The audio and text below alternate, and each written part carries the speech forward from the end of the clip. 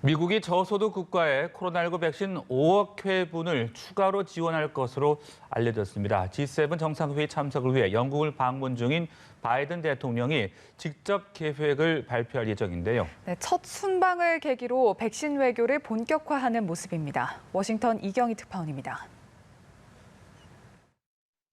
미국 정부가 저소득 국가들의 화이자 백신 5억 회 접종분을 공급할 것으로 알려졌습니다. 지금까지 지원을 약속한 백신 8천만 회분의 6배에 달하는 양입니다. 현지 언론들은 미국이 백신 공동구매 배분 국제 프로젝트인 코백스를 통해 92개 저소득 국가와 아프리카 연합에 백신을 기부할 예정이라며 2억 회분은 올해, 나머지 3억 회분은 내년 상반기까지 제공될 것이라고 보도했습니다.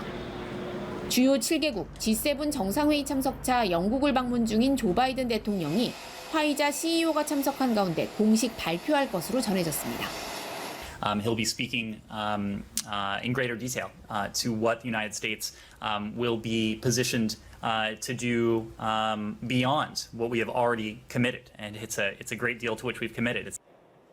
미국이 대규모 백신 추가 지원에 나선 건 자국의 백신 접종률이 50%를 넘겼고 내달 4일까지 성인 70% 최소 1회 접종이라는 목표치에 근접하고 있는 상황이 영향을 미친 것으로 보입니다. 그간 자국민 우선 접종 원칙을 내세워 백신을 독식한다는 비판 속에 백신 외교에서 중국에 뒤처진다는 평가가 나오고 있는 점도 작용한 것으로 분석됩니다. 중국 견제를 외교 최우선 순위에 두고 있는 바이든 대통령이 취임 후 첫 순방에서 미국이 백신에서도 외교를 주도해 대유행 종식에 앞장서겠다는 선언을 하는 셈입니다. That the United States is back and democracies of the world are standing together to tackle the toughest challenges and the issues that matter most to our future.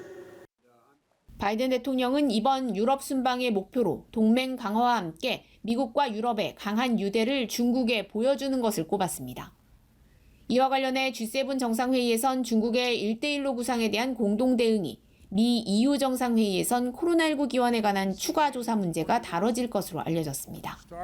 워싱턴에서 연합뉴스TV 이경입니다.